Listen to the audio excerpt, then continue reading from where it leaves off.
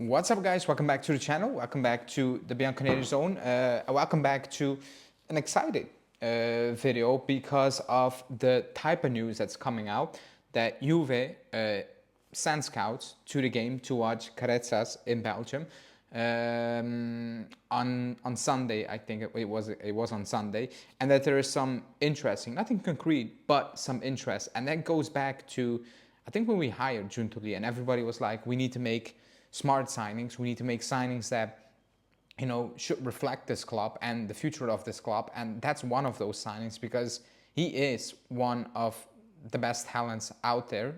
Again, the idea that we are potentially after these players is already positive, is already much better than, I don't know, being linked to Adeyemi for 48 million euros. Like it's already better. And again, different positions, but I'm talking about the profile of players we're looking at as a club. So that's what we're going to talk about. Before we do that, hit the like button, subscribe to the channel, and let's go.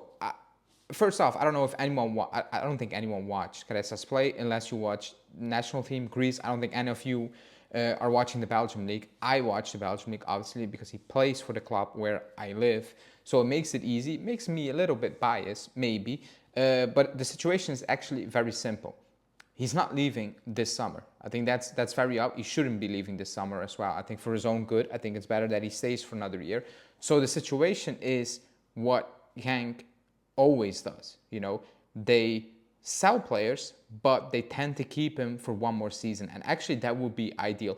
If you want a player, if you want him, for example, then this summer is the summer you need to pull the trigger with. We buy him, probably pay a bit over the odds with a couple of millions. However, you can keep him for one more season. And to make it even better, because that's how it works usually, we can spread that money on a long-term basis, because they did it with Courtois, De Bruyne. They all got sold to Chelsea. They all stayed, basically. Penders, you know, the goalkeeper, was sold to Chelsea last summer. He stayed. He's playing first-team football. So it makes sense. And the club made it very clear that the agreement with the player, with Ketsas, is that he's going to stay. You know, so if you don't jump on it this summer, then it's gone. Then you need to forget it for next summer, because it's impossible that you're going to be able to compete with the money from the Premier League. So if you want to do it, it's now. So again, the scouts went out there. He didn't really play. He played 20 minutes, I think it was, or 30 minutes. He didn't play a full game, which was strange. However, I don't think he's ready for the jump for his own good, because it's actually his first full season. And actually the second part of the season is where he played more consistent games. You know, however, it's undeniable that he is one of the next things coming through. Now, take it away from that name, going back to the recent links and the links we should be having as a club. That's what we should be talking about. We should be linked to these players on a consistent basis. These are the players we should be linked to.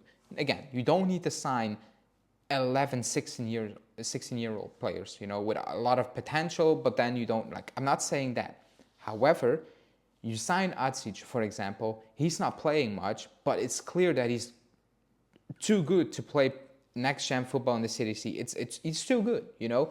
So you need to be smart with these signings as well. You know, we made mistakes in the summer. I don't think I liked Ealing Jr., but I don't think it was a mistake. I like Barrenechea. I don't thought it was a mistake, even though I think he's a good player. I like Sule even more.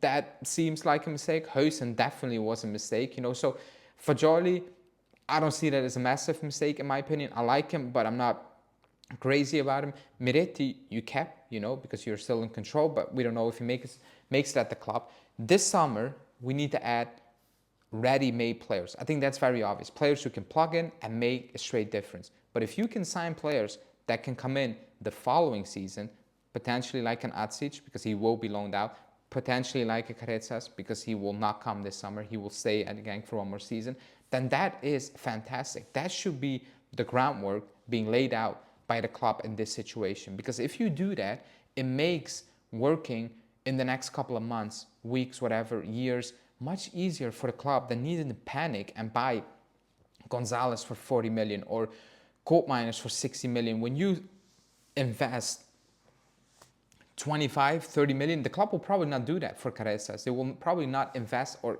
any profile of that magnitude, they will probably not do that. That's not what the club is doing, but they should.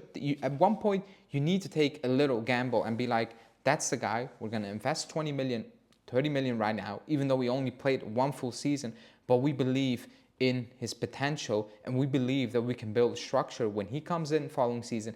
It's easier for him to flourish,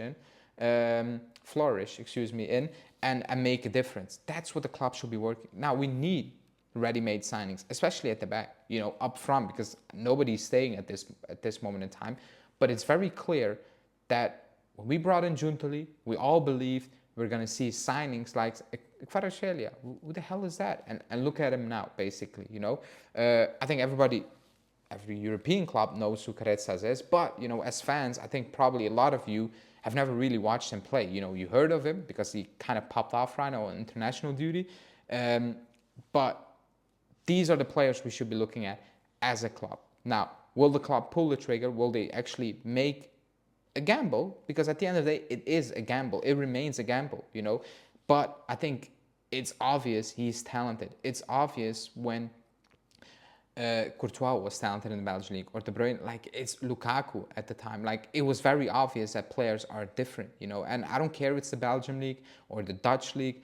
When you are different, you're different. When you have something the others do not have, clearly do not have, then it's worth the risk. Now, let's see what the club will do, because I also saw links with players that I don't like, where it's 27 and we're paying over the odds already, and I'm like, then I prefer to pay over the odds for a player with a lot of upset than paying over the odds for a player who already reached the ceiling. And I'm like, we've done that. We've already done that in the past. We spent a lot of money and it's not working on quote-unquote ready-made players. Now again, you need ready-made players because the backline needs a ready-made player. The attack needs a ready-made player. You cannot put experiments all over the place, because then you stepped away from it. You tried it with Motta, whole new cycle, more advanced style of football you're trying to play. If you step away from that, then you made it very obvious that for this summer you're not going to do a lot of experimenting. So this one comes perfectly into play. You pay the money. You probably do not need to pay everything this summer, and you let him play at Genk for one more year. That's the type of deals I think Juntoli should be looking at for the future, for next year, focusing on this season, on this summer, to get ready-made in players, because again, they made it clear we need to win right now and compete right now by sacking Motta. Then you also need to prove it whilst keeping an eye on the next couple of years. Anyways, let me know in the comments what you think. If you know the player, what you think about it, or just the idea of paying 30 million euros for 16, 17-year-old players and letting them stay at their club. Real Madrid does that a lot. I think Vini did that. I think Endrick, they did that with I think they did that with Rodrigo as well. I think Neymar was the same situation. So it's not unheard of, but for the club, it would be unheard of. Pay a lot of money for the player and not bring him in ASAP. Anyways, let me know in the comments, like the video, subscribe to the channel, and I will speak to you guys tomorrow. Ciao.